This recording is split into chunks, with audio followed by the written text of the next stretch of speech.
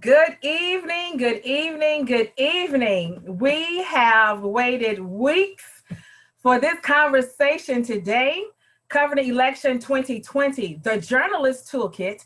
I am Nicole Brown, and I will be your moderator this evening. I want to first off say a very special thanks to the Department of Communication and our IT department at UTC. A quick history lesson from the Constitution and the Bill of Rights. We, the people. Congress shall make no law respecting an establishment of religion or prohibiting the free exercise thereof or abridging the freedom of speech or of the press or the rights of the people peaceably to assemble and to petition the government for a redress of grievances. We're talking about the press and covering the election, though. Seriously, our main goal is to assist students, journalists, and aspiring journalists with exclusive tips from media professionals around the country this evening. This is a historic election in the United States of America. And yes, we will take your questions around 6:40 p.m. So you guys get ready, okay? Here's the thing I want you to ask yourself. What would happen without the press during the election? Joining me for this conversation is an award-winning group of panel journalists today. So I know that their bios are so long, but I've got to condense them for this conversation because we got to get into the heart of it. So our panelists, first I want to introduce to you is Brian Lane. He is the station manager, program director, operations manager at WUTC 88.1, the NPR affiliate, and he is an award-winning journalist. He has nearly 30 years of experience in radio management, marketing, development, budgeting, and programming, with nearly 15 years, I know it's a long list, nearly 15 years of college-level supervision and instruction in multimedia, speech, and media appreciation. I can give you a long list of all the radio stations he's worked at, but for now, I want to say, Brian, unmute your mic, of course, and say hello to everybody. Hi, everybody. I'm very glad to be here and having this discussion. This is wonderful. Nicole, thank you. You are very welcome. So I'm going to ask you to mute your mic while I introduce our next panelist. James Torres is an award-winning reporter and multimedia journalist. He's currently a morning reporter at WPEC CBS 12 News in West Palm Beach, Florida, the station he grew up watching as a child, which is pretty interesting. Now, during this time, James spent months in the Bahamas covering the destruction of rebuild of the Abaco Islands after Hurricane Dorian. He's also covered how COVID-19 is questioning constitutional rights for defendants waiting on trials by jury and the disenfranchisement of voters in Florida. James was a nightside reporter for WTVC News Channel 9 in Chattanooga for 2.5 years. He broke the story, you guys remember this, of Wichman Monuments, a gravestone company scamming families without ever delivering product. I can go on and on about James, and unmute your mic and say hello to the people today. Hey, hello, Nicole, and thank you so much for putting this all together. This is going to be a very exciting conversation, a very important conversation, so I really look forward to it. And you're making us jealous with all that beautiful sunshine, but I will keep going. Go ahead and mute your mic. A little bit on purpose. A little bit on purpose, but it's good though. Next up, our wonderful panelist, Enora. It sounds so nice, you have to say it twice. Nori Moss.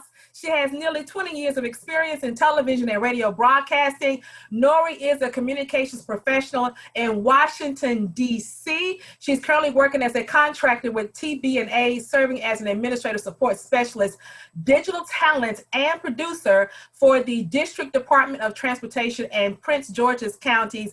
And also, I want to tell you, too, she also worked with Mayor Burke's office, and let me back it up. She also has a broadcasting career at Power 84 WJTT. She was also a traffic reporter for CBS affiliate WDEF This Morning. Not only that, she was on the air at Groove 93 WMPZ, Streets 94.5. And let me give you one more tidbit. She is also on the air at Magic Baltimore 95.9. And you can also catch her sometimes on the national syndicated radio show, The Morning Hustle. Nori, unmute your mic and say hello. Hello, everyone. I'm excited to be here. Professor Brown, thank you so much for having me. I am so excited to have this conversation. Speaking of excitement, it's not often you get a chance to be on a panel with a colleague. I want to say hello to and welcome to our panelists, Professor Jim Tanner. I can go on and on about the native of Chattanooga by way of Ringo, Georgia, the Macaulay High School graduate, but Jim spent 15 years as a full-time journalist, first at Dalton Daily Citizen, followed by a 14-year career at the Chattanooga Times Free Press. He won first and third place in the Tennessee Associated Press Excellence in Journalism Awards for Best Sports and Outdoors Writing of the Year. He also has been honored with a Golden Press Card Award for the East Tennessee chapter of the Society of Professional Journalists. And he's the former Deputy Director of Communication and Marketing at the Macaulay School. Right now, he's faculty at the Department of Communication at UTC. And also he continues to do freelance writing, and his byline can be seen in the Times Free Press and other publications. Jim Tanner, unmute your mic and say hello. Thank you for having me, Professor Brown. It's always, well, you and I get to work together a lot, but it's always a pleasure to see you, and I'm looking forward to this conversation. Should be a lot of fun. We are going to have a blast and be very candid. You know that. Okay, so close your mic up, and we have one more introduction. Since July 2013, WTVC News Channel 9 morning and noon anchor Greg Funderburg has been helping Chattanooga viewers start their day. Prior to joining the WTVC news team, Greg was a reporter and fill-in anchor with the Fox affiliate in Greenville, South Carolina. The veteran broadcaster has also made stops in other stations throughout the southern region, including Columbus, Georgia, and Birmingham, Alabama. And I also want to tell you that Greg enjoys speaking to the youth about the importance of getting education, setting goals, and of course, remaining optimistic. Greg holds memberships with the Kappa Alpha Psi Fraternity Incorporated, and he's a member of the National Association of Black Journalists. Greg, unmute your mic and say hello to the people. Professor Brown, thank you for the invite. I'm looking forward to the conversation tonight. Thank you so much. Mute your mic. And you're probably like, well, who is Professor Brown? Who is Nicole Brown? Well, I'm a native of Chattanooga. I'm the executive producer of the short film entitled The 14th Amendment All A-Crying, the documentary 9 United for Equality, Reflections on the Struggle of Civil Rights in Chattanooga. I'm also known as Cole Brown from Brewer Media Group. I worked at WJTT Power 94.3, WMPZ Groove 93, and also Z93 for over 15 years. I am a Yellow Rose Broadcasting Celebrant from the National Association of Negro Business and Professional Women's Club. I created the Perch UTC student-run radio station, and I am a member of the National Association of Black Journalists. I say hello and thank you for joining us. So let's chat about the press. And of course, I have to say, we the people. So you guys can unmute your mic. I think it's going to work if we all unmute our mics. I'm not quite sure, but we want to get off into talking about what is the role of media when it comes to elections in the United States. So whoever wants to take this question can go for it. I'll jump right in. You know, I think one of the most important roles for us is to observe and report. We are to be unbiased. We are to deliver the facts and stick to the information and be objective in a way that doesn't, that we don't insert our opinions, our own personal beliefs and biases into the conversation. So that's the first thing I think about when I crack that mic or when I'm in front of a camera. I want to make sure that I'm sticking to the facts and that I'm delivering information that is accurate, information that is precise, and information that people can relate to as in how that information is deleted. I think we have to be mindful of the language. If it's political language, it can go right over a viewer's head in so many ways. So we have to be able to break down the information that people can digest it, understand it, and then make a decision based off the facts and information that's presented to them. Anybody else want to add to that? I do. Nori, you're absolutely right. And I think that now during election time, it's the most important time to make the distinction between commentators and reporters. And I'm glad you said the word reporters, because there was a Ted Koppel piece that was on CBS Sunday Morning about where people are actually getting their information from.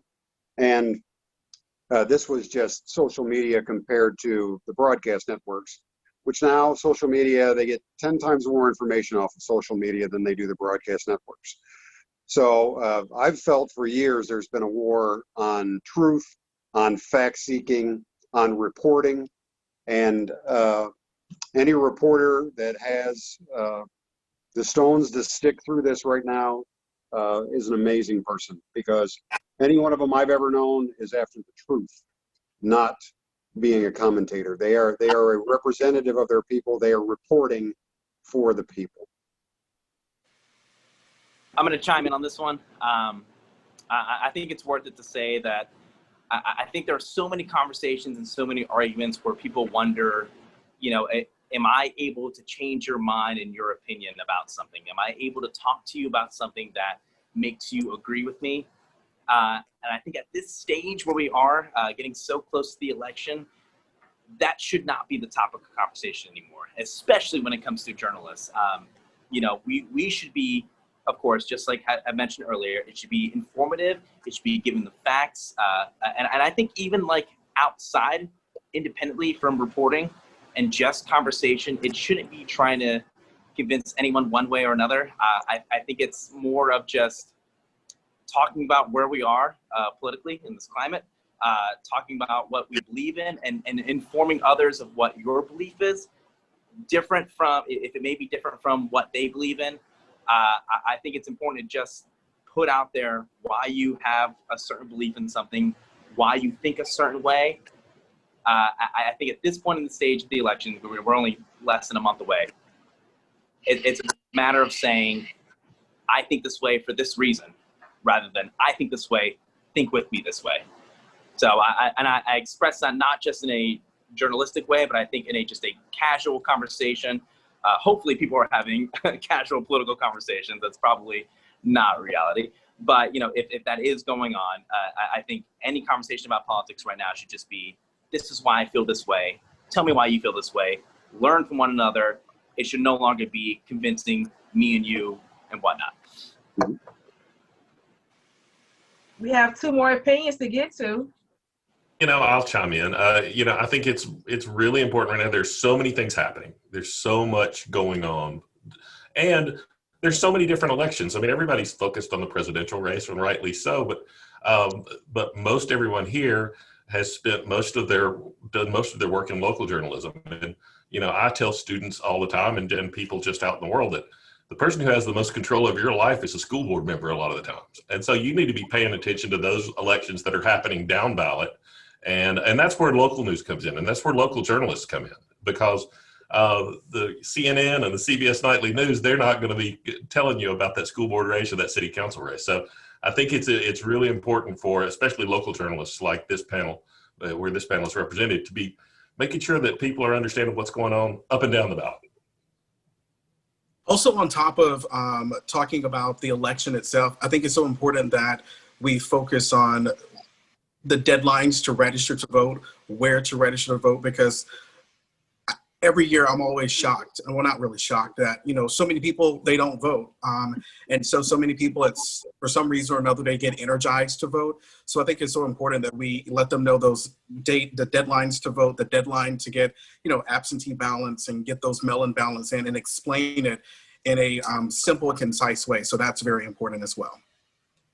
Greg, I'm so glad you brought that up, because as journalists, you do your job in informing the public, and then the day after and the results, and you hear the complaints, you're like, okay, so what happened? We told you the deadlines and your role in the election process, but what happened? Where were you? You didn't show up to play the game. Yes, I'm so glad that you brought that up. I do want to, you should remember, our goal in this conversation is to help students, aspiring journalists, and things of that nature. And so when we talk about covering an election, and you all tapped on it early on, like firsthand, about misinformation.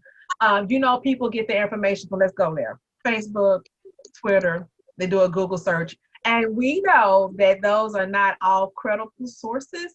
So can you share some of the tips and sources that are more preferred and more credible sources when you're talking about covering an election? I think it's so important, especially for young people. I did an interview today with someone, and he told me that a lot of young people are just not getting involved in the process, like my grandparents or my parents, or even I have gotten involved in the whole election process and making sure I tell all of my friends that they register to vote no matter who you vote for.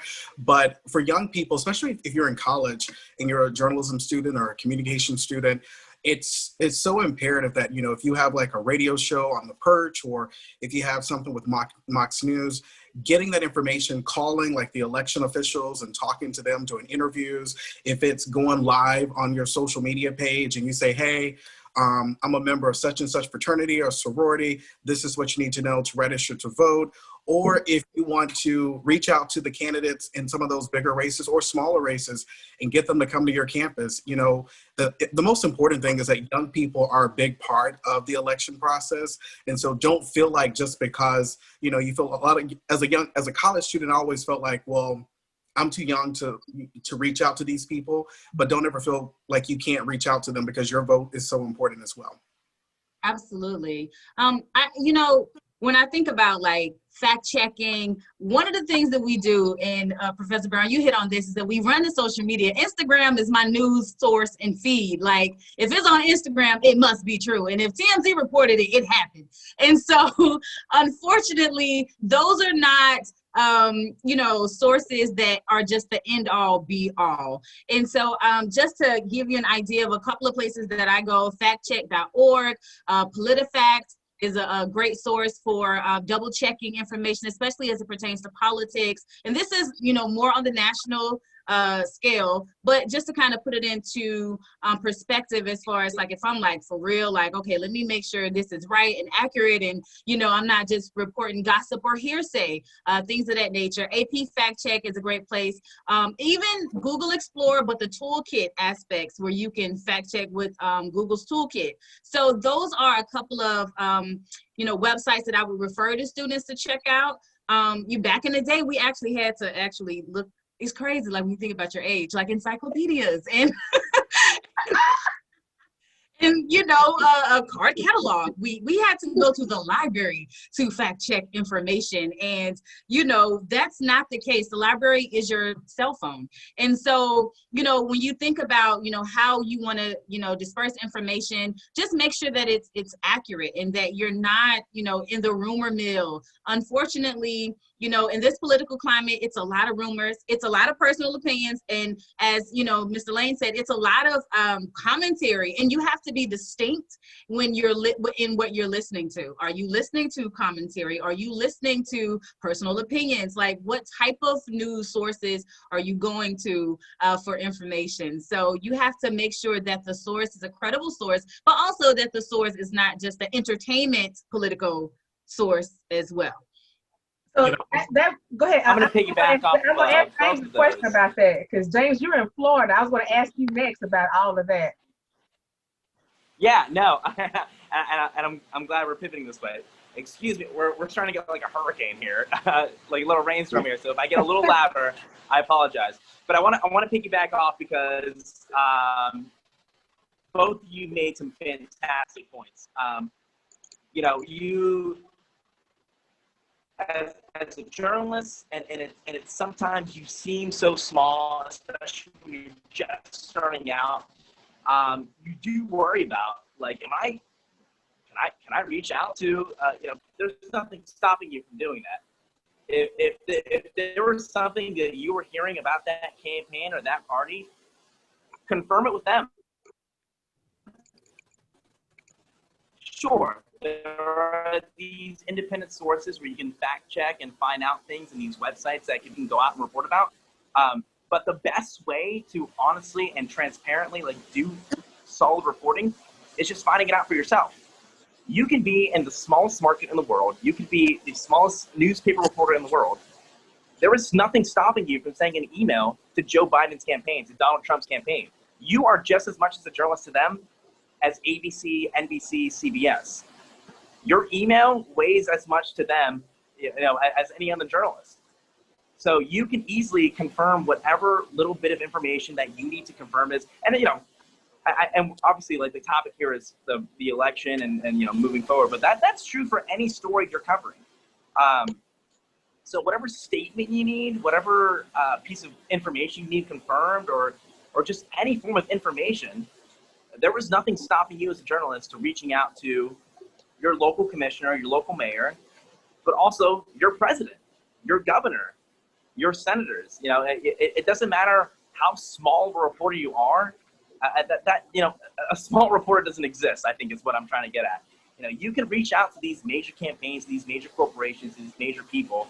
They have people for that. There was a reason why they have communications people involved in their lives.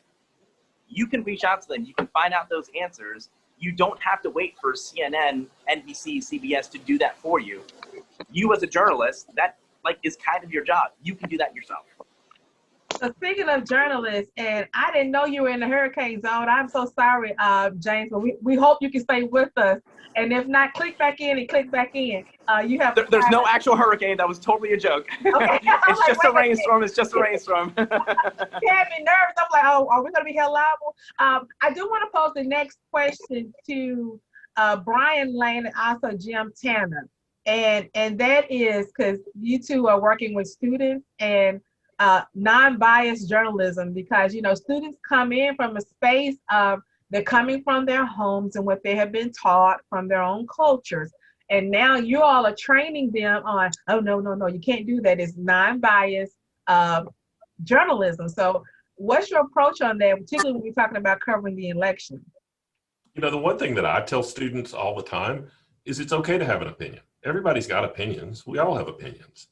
But you have to learn to kind of find a place and put that away a little bit, and then make sure that you're just going out and reporting the facts. You're getting both sides of the story. You're getting opinion, you know, the feedback from both candidates, if that's what this is about, or for people with different opinions, and then laying that out. And you have to trust your audience to decide, to make up their own mind.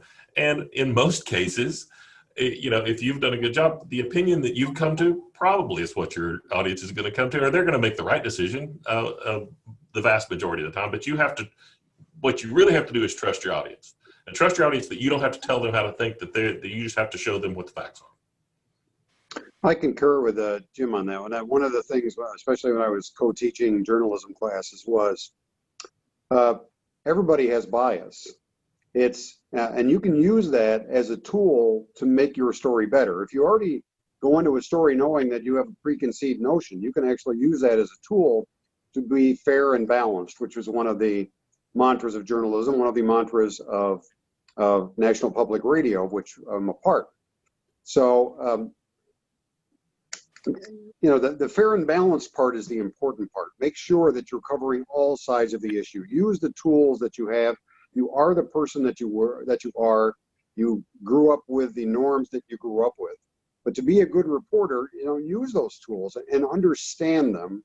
And you're right. You know, I tried to get in my reporting days, especially political times, as many different sources as I could, because I wanted to make sure that I had the entire story. That's important. Now, one of us in the platform here, I'll let them self-identify, because you know how we like to do that. They actually worked on the other side, y'all. Can you believe it? You know, I thought we all had journalists on this thing. There he is. Jim Tanner worked on the other side of the political scene. Did you guys know that? I spent most of my 20s before I went into journalism. I worked in politics. I worked on a governor's race, a lieutenant governor's race in Georgia. I managed a congressional race and a state legislative race. So I worked on it on that side before I came into the journalism side of the angle. So it's interesting to see it from both sides. Wait, you were politics first before you were journalism? Yeah. Wow. Yeah. Very cool. That's an interesting perspective, don't you think? I think that's I'd be curious to talk to you about that someday, Jim. Yeah. We'll talk. So I wanted to see the reaction live. In this. If you could have taken a screenshot, Jim, they were like, "What? Whoa, you let him in?" I'm like, yeah, he's news to me too. So, Jim, are you good at press manipulation? Well, I've had my moments. So I do want to ask my next question to Greg Funderburg, because he's worked with a lot of the interns from UTC, and you kind of know how to answer this question. Not to say that Nori and James Torres, though, but you've seen a lot of our students, and you've had to what we would call get them together. So the question is, why should comm students cover this election? I think I'm gonna be honest with you, the young vote is so important. A lot of people think it's our parents and grandparents, but it's so important for young people to get engaged. And the biggest, like I was talking to my, the guy who cuts my hair, and he is in his late 20s. And I asked him yesterday, I said, are you registered to vote? Are you voting? And he said, oh, I haven't voted since I was 18. I only did it because all of my friends were voting. So I said, well, today is the last day to register. Are you going to register to vote? And he says, I don't know enough about it to vote. So in my mind, in my Greg Funderburg mind, I wanted to say something else, but then I have to remember I am a journalist and I have to be dignified. And I said, well, I think you should register to vote and look and learn more information. So I say all that to say is, you know, on campus, when I was in college, there is the Republican group, there is the Democratic group, there are nonpartisan organizations. So it is so important that you get involved in the process. And if you have to invite those candidates on campus or, you know, have some type of event where you can inform students on your campus, I think it'll be very beneficial because so many kids, they say that they don't know. Well, there you have a phone and you can look it up and you can, like Nori said earlier, you can fact check. Now, Nora, you're in the DC area. Oh my goodness. You're in the heart of it. Yeah, so, you know, it is, it's interesting because there are moments in history that make the national news, but it's our local news, right? And so for us here, and it feels like for us here on the ground, we are experiencing this in a whole different way. I remember, you know, the protests happening and my niece actually being in town and us masking up, putting on our protective gear and going to the White House. And so she could witness this life happening around her in real time. And I was nervous and scared, but it was a very teachable moment. And literally we get to the car, and that's unfortunately when there was this eruption and tear gas and things of that nature. So, you know, as we are experiencing this election take place, you know, being here in the DMV, but more specifically in DC, when the motorcades come through and the helicopters go up and things of that nature, it's a different type of conversation that I think takes place because we are actually down the street from the White House and we see a lot more hands-on with how the president is moving around the city just locally. There's not been a gathering with community, with friends, business associates that we don't talk about the election. And, you know, it's very taboo to talk about the election in the workplace and things of that nature, but that is not the case in my experience here. We talk about our feelings and emotions and all of those things, but we also talk about those in safe spaces, if that makes sense. So I do think you have to be able to identify when you are in a safe space and when you're in a space where, I am a radio personality and I can't just put out my thoughts and biases or whatever just willy-nilly, because that's not appropriate. And so, you know, you do have to be able to know when and where to have certain political conversations, religious conversations, the whole nine, because in this election, I feel like all of those things are tied in. But yeah, you know, being here with Walter Reed, it's not far from where I live. And so, you know, again, it's just all of these different types of groups and organizations that are gathering and riding through the city. You witness all of it firsthand. And based on your experience with these groups and organizations, that plays a lot into how you're going to vote. So I'm glad you brought that up. And I do want to remind those that are watching and participating, we're going to start taking questions at 6:40. And so we're going to get to the next set of questions. And I want to cap into what Nori just mentioned about safe spaces. And I want to pose this next question to James Torres and journalism safety. You're in Florida. I remember watching elections and seeing the board, Florida. And what is it that we need to be addressing when it comes to journalists and being safe?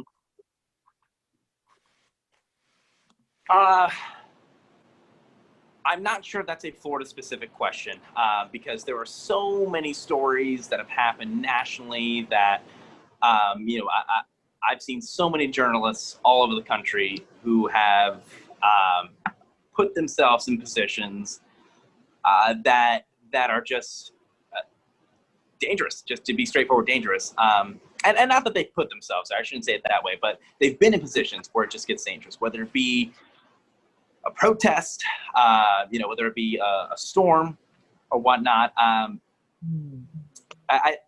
Do you mean this like politically or how exactly do you want to? Florida, but I know Florida is popular in elections. So I mean like journalists, period, whether you are in, whether you're in Wyoming, whether you are in California, whether you're in a southern state, but there have been issues of safety, even like what Nori mentioned with journalists covering what happened recently where citizens were protesting and then there was tear gas and then the journalists were, you know, in a bad situation.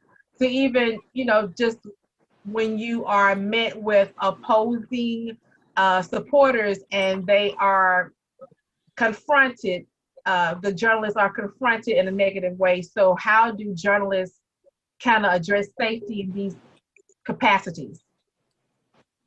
I think the example that immediately comes to mind when you bring that up is Omar Jimenez, who's a reporter for CNN. He was the reporter who was arrested on air, and I think anyone who'd be put in that position, I'm pretty sure it was like very early in the morning too, like 5, 6 a.m.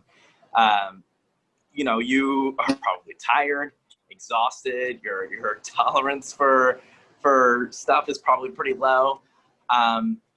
And just on the air, cops pulled him in and handcuffed him, took him away. He was in a position where he was not bothering anyone. He said he was willing to move if they needed him to move. He was willing to be accommodating.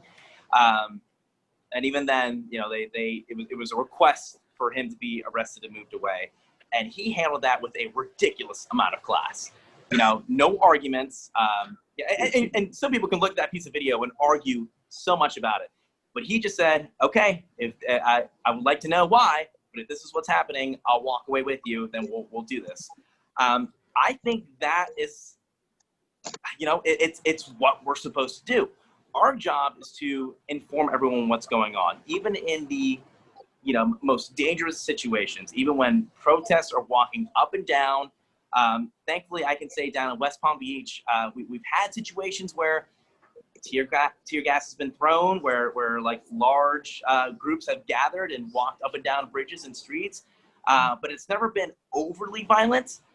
But of course, if you can imagine, tear gas being thrown, that could be especially dangerous for anyone, especially the journalists who are out there. At the end of the day, you know, you are there to let people know what happened. You are there to document it for history.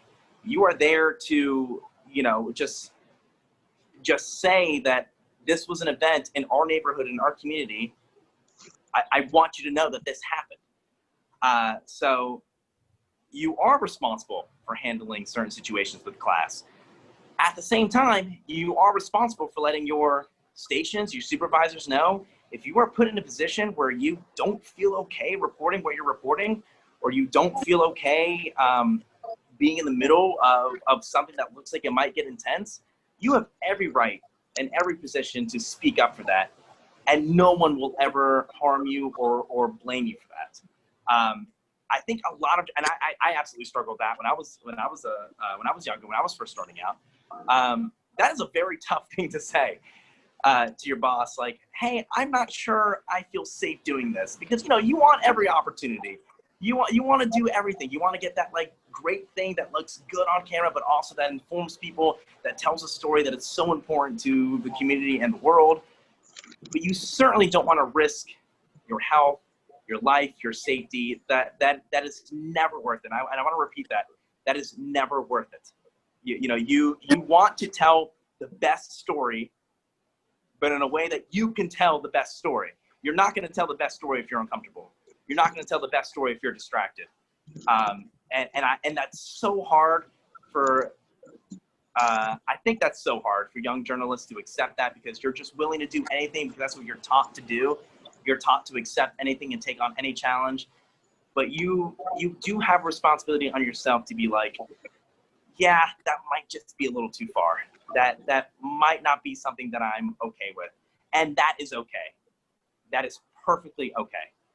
I am so glad that you said that, because some coming in professionals, they really don't know that that's okay. So I'm so glad that you said that.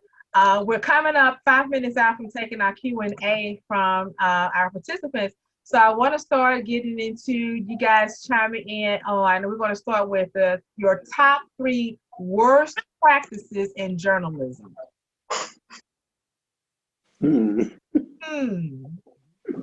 Okay, so Brian, you're going first? Yes, going to the same source over and over again. You have to have a variety of sources. So, I mean, there are people that would inform me all the time, and I can't write another story. But it's great that there are participants like that, or that want to participate that way, but have a raft of people to go to. I have one that's a bad practice. Avoiding the tendency to want to be first instead of wanting to be right. I love that. And in this day and age, there's a lot of pressure for journalists to be first, to break the story, and that's great, and that's an important thing. But make sure you got the facts right.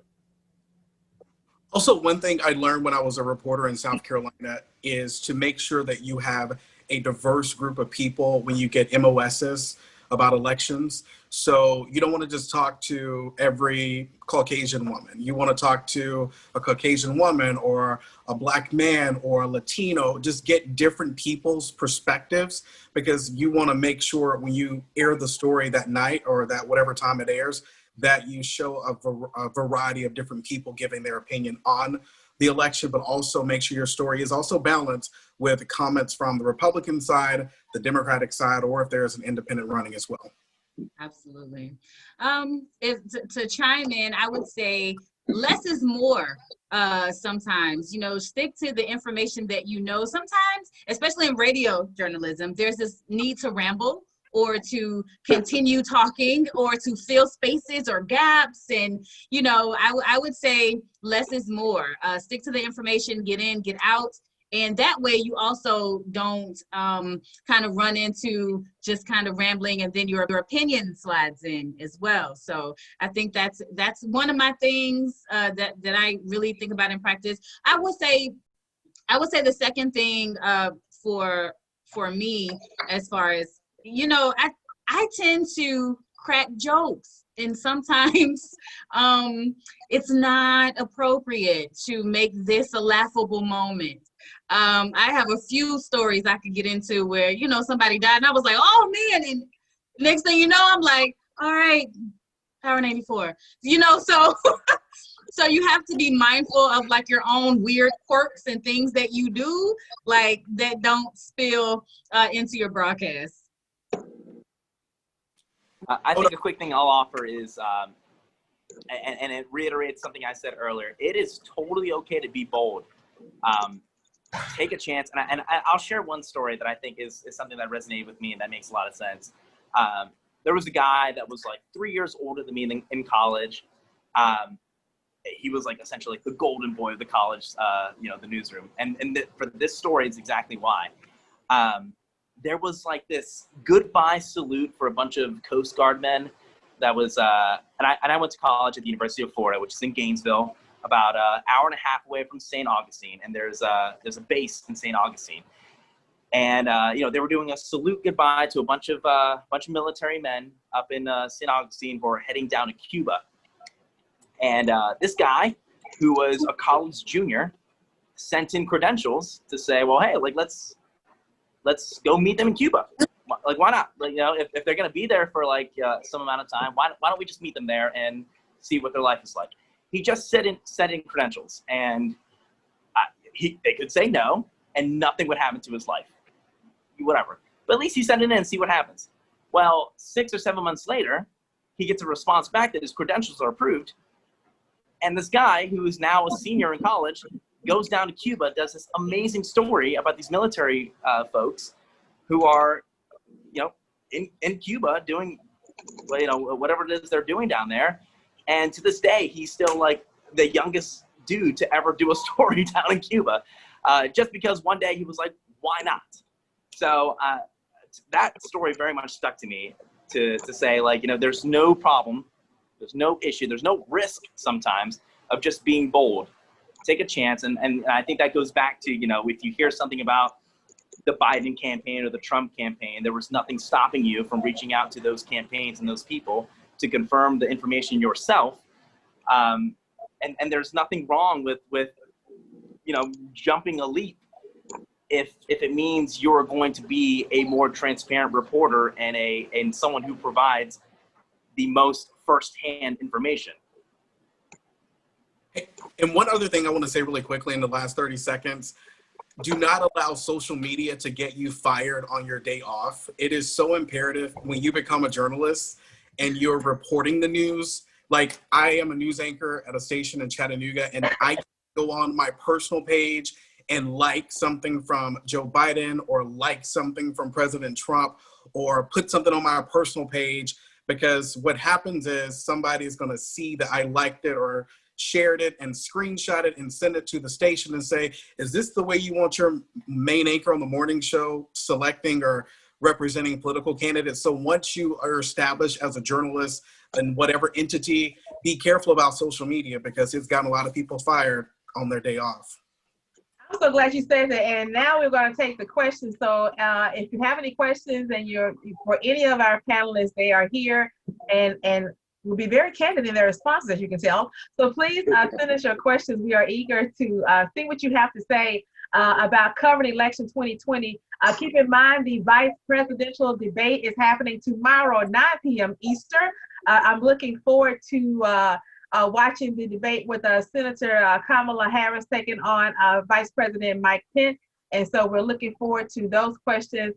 And I think we have a question here. Are you, excuse me, did that just close out? Yep, I think it just did. It was a question from Dr. McGee. There it is.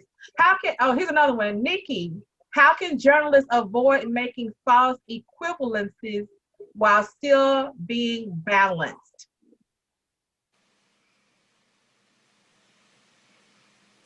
I'll go for that one. There are so many questions going on with this election, which, first of all, that should be a good thing.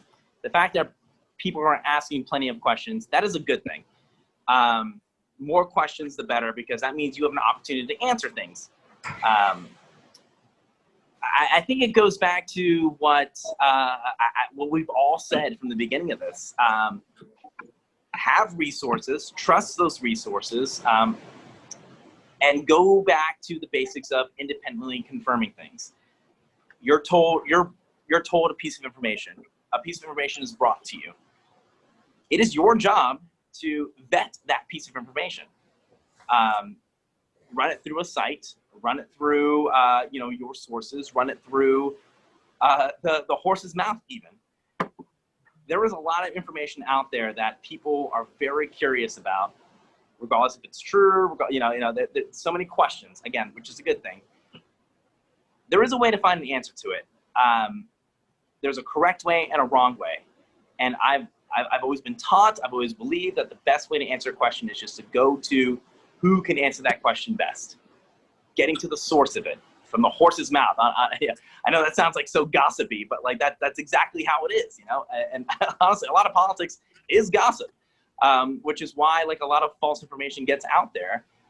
So I think at the end of the day, it's your job to vet what someone is saying, what something is out there, what questions someone may have. It's your job to answer it with the best accuracy as possible. And the best accuracy comes from the source of who can answer that question.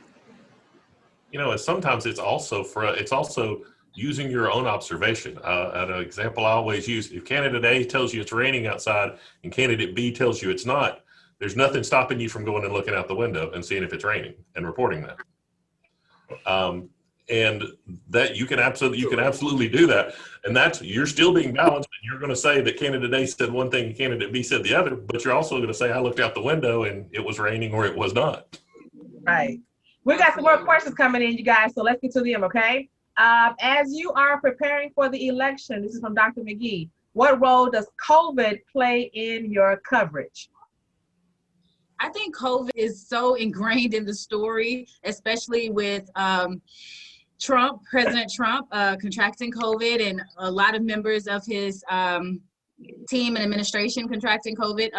So, I think for me, it's, looking to make sure that I'm reporting or sharing the information that, again, is the most accurate, but also I think how it ties into what that vaccine looks like, what the cure looks like. And people want to know those updates just as much as they want to know, because they want to know what the candidate that they're most interested in, what they're going to do, because we are still in the midst of the pandemic. So I think a lot of times when I talk about this election, it's very parallel to what's happening with COVID, how many cases are being reported, what that number looks like, the trial vaccine from 1,000 people to only having results from 245 people, to President Trump saying that he actually has taken a cocktail. Is that available for mass production? Is that available for everyday people that I know in my hometown, that I know here, that are my coworkers? And so how do we make these stories that are on a national level relatable and personal? And so that's what I think about when I think about COVID. Like, how does it personally affect the people that I'm directly talking to in Baltimore? And how does that align with how we're going to move forward? So when I think about COVID, I think about the election, I think about how we're moving forward, and I think about how we can all continue to stay safe. So that conversation is really important. Nori, I'll take you a step further. I would say that COVID is the story of the election. It's not just ingrained, it is the story of this year's election. Because it's not just the voters who are worrying about how their ballots are being cast. Here down in Florida, at least down in Palm Beach, our last primary session, we had poll workers who just didn't show up to their polls. You had people who were showing up to hopefully vote on election day, but poll workers didn't show up because they were so afraid. And typically poll workers, the demographic that they are the ones who are the most vulnerable to COVID-19. So now, a lot of the election officials around here are having to not just hire poll workers, but hire backup poll workers for the ones who just may not feel comfortable making it on election day without letting anyone know. And then, of course, and I'm sure it's true in Tennessee, I'm sure it's true in Washington, D.C., where the number of requested mail-in ballots has just skyrocketed. Here in Palm Beach, it's been tripled compared to our last presidential election. So it's the reality of the election itself has been tremendously affected. But as far as affecting our coverage of it, those are statistics and data that we need to request on a daily, monthly, weekly basis to paint the picture of how much COVID-19 is actually affecting the way everyone's voting and the way everyone's living. So it's. I would say easily COVID is the story of this election, from President Trump, from how you and I are voting, from how poll workers are doing their jobs. It is every aspect of this world, and journalists easily can find a way to cover this story in about 6-7 different aspects. And I think that is the important role that we play today, to be transparent in how your vote's being counted nowadays, how the mail-in ballot is going to arrive at your door and going to arrive at the polling place that day. That, at least back down here in Florida, that's essentially the stories that we've been covering for the last month or so. Wow, Nori and James Torres, thank you for those comments. I'm going to direct this next question to the person who's been on both sides, the politician side and, of course, the journalist side. Yes, I'm throwing shade on you. I am. The next question, here it is. How would you ask sensitive questions or questions that make a politician uncomfortable to answer? And here's the second part to that. As a reporter, would you be blunt or would you try and sugarcoat it? I would say that, you know, this also dovetails with my work and as teaching. As my media writing one students, we have just been talking about interviewing tips this week.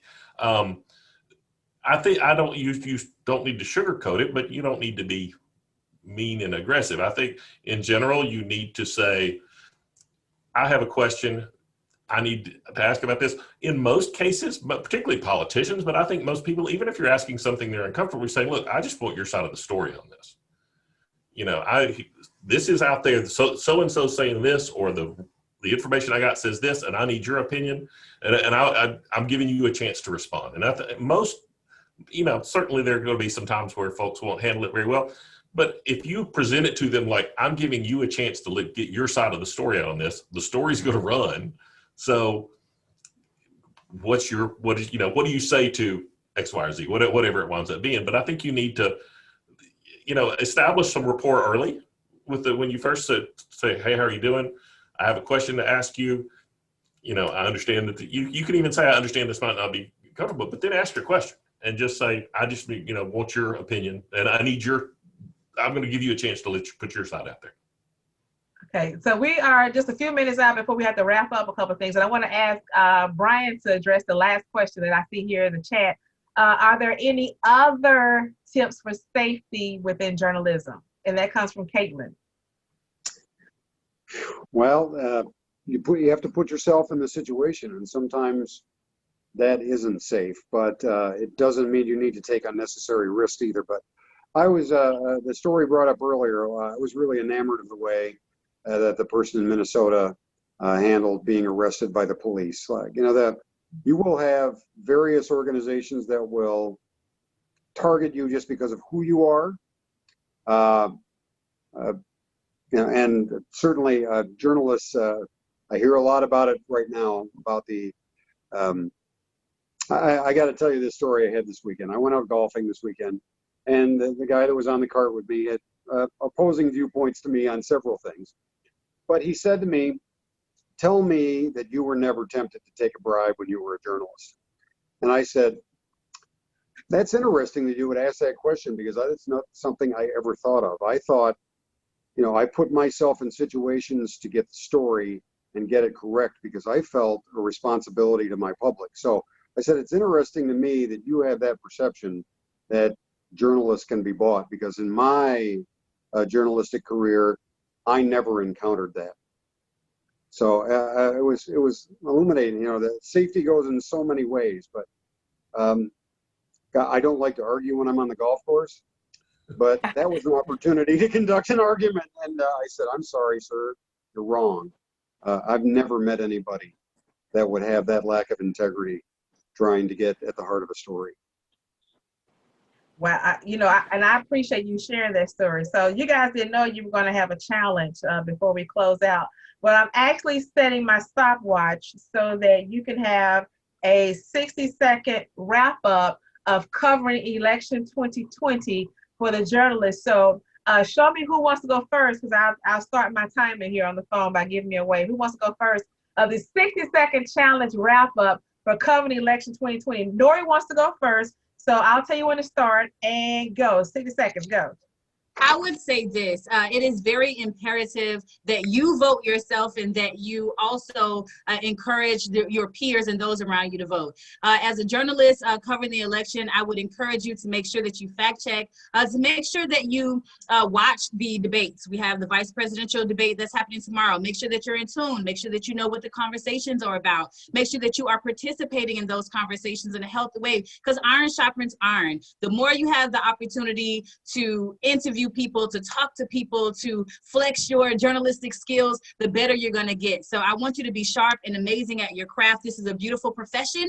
And so I encourage you to get involved and get in the trenches of it all, and really get to know the candidates as well, so that you can have an educated discussion about each of the candidates on both sides. Bam, there it is. See the time? There it is. See, she was a rookie when being pounded for WJCT. We hit the mark. We hit the post. High five. There it is. This is what we do. Back to it.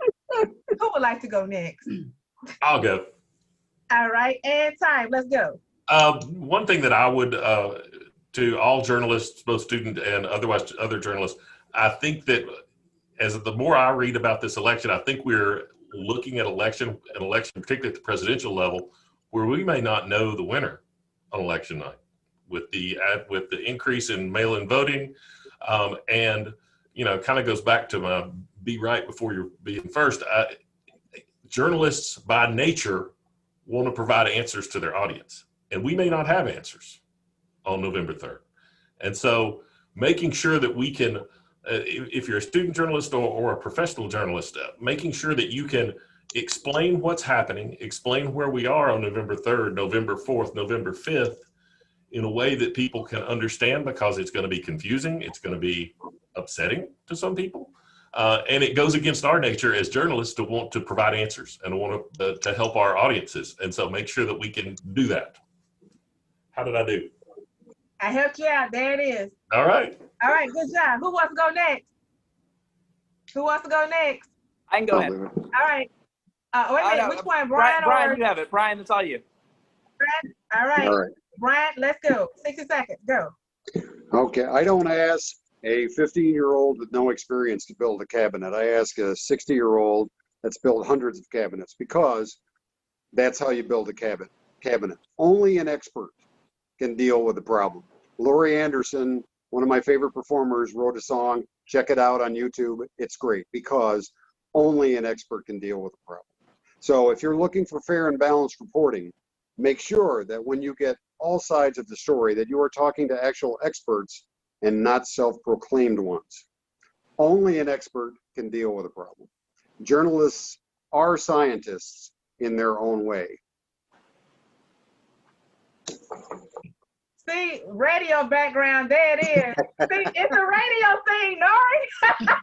I see. I know what time it is at all times. You know that, because I'm having to back time my whole life. Okay, James Maxim, Torres. James Torres, are you ready to go? All right, give me a 3, 2, 1. 3, 2, 1. So I mentioned this earlier. I think a really smart thing for a journalist to do, obviously you have your own opinions. You're going to have your own thoughts. You're a person. That's a real thing. A smart, honest thing to do, I think, is to speak outside of journalism, outside your profession, to people who disagree with you. Not to, really, if nothing else, just to educate you for the reason why they think that way. Because you're going to come across a story, you're going to come across a coverage at some point where you are covering something that you don't agree with. But now you have a context to report what you're talking about, because you understand why people who think differently than you think differently than you. So going into this election, there are several viewpoints. There are different reasons why people think different things. You cannot go into it thinking the way you think, and even if you know that you can be impartial, it is absolutely important, it's absolutely imperative to give the other side an opportunity to think, to let you know why they think that way.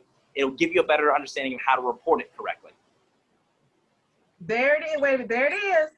TV personalities. I told y'all. But you did good, though.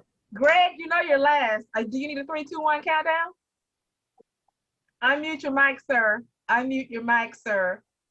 Oh, there we go. The last thing I would like to say is everything has been said, has been great. Just always remember, just get out there, have fun, and more importantly, engage in the process. Just because you're in college does not mean you can't engage. And like we said earlier, if you want to reach out to some of those candidates, those campaigns, and get more information, or put information on your social media pages, and also talk to those election officials about absentee ballots and, the deadlines to get those submitted and all of that good stuff, because that is just as important as the actual campaign, because so many people are dealing with COVID-19. And finally, just always remember, watch what you're posting on social media, watch what you're liking on social media, because other people can see it. And if you're a professional journalist and someone see you like something or whatever, you don't want to lose your job because you were showing favoritism to the other side. Good job. Good Professor job. Brown, may I throw one more line in there? Well, we are actually out of time, though, James. It is 6:59, so we have, you know what? We have to say goodbye to everybody. I want to say thank you, Nori. I want to say thank you, Brian Lane. Thank you, James Torres, Greg Funderburg, Jim Sander. You guys make sure you tune in to the vice presidential debate that's happening tomorrow at 9 p.m. Senator Kamala Harris. Vice President Mike Pence, Cover the Election. Cover the Election 2020. Thank you. I'm your moderator, Nicole Brown. You guys have a good evening, and thank you so much. Thank you, guys.